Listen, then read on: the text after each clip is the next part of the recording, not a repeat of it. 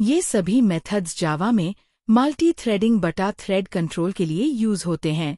मैं आपको हर एक को आसान हिंदी में समझाता हूँ। 1. यील्ड करंट थ्रेड को टेम्पररीली पॉज करके दूसरे थ्रेड्स को चांस देता है। मतलब, मैं रेडी हूँ, अगर कोई और थ्रेड चलना चाहता है तो चल सकता है। Example, thread dot yield point guaranteed नहीं है कि दूसरा थ्रेड ही चलेगा। 2. जॉइन एक थ्रेड दूसरे थ्रेड के खत्म होने तक वेट करता है। मतलब, पहले तुम काम खत्म करो, फिर मैं शुरू करूंगा। Example, T1.join main thread T1 के खत्म होने का वेट करेगा। 3. स्लीप थ्रेड को कुछ टाइम के लिए पॉज स्लीप कर देता है।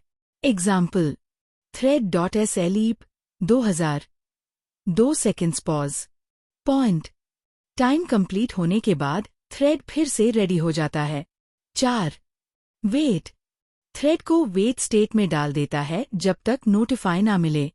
यूज सिंक्रोनाइजेशन ऑब्जेक्ट लॉक के साथ। Example, synchronised obj.wait। 5. Notify wait कर रहे थ्रेड्स में से एक थ्रेड को जगाता है।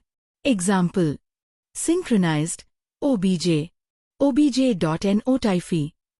6. नोटिफाई ऑल वेट कर रहे सभी थ्रेड्स को जगाता है। Example, synchronised obj.notify all.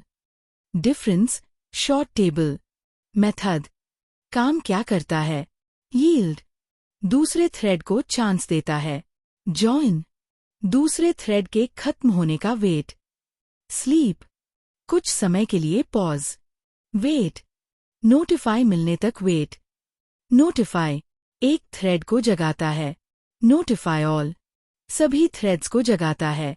Important notes, sleep thread class का method wait, notify all object class के मेथड्स वेट हमेशा सिंक्रोनाइज्ड ब्लॉक में यूज होता है।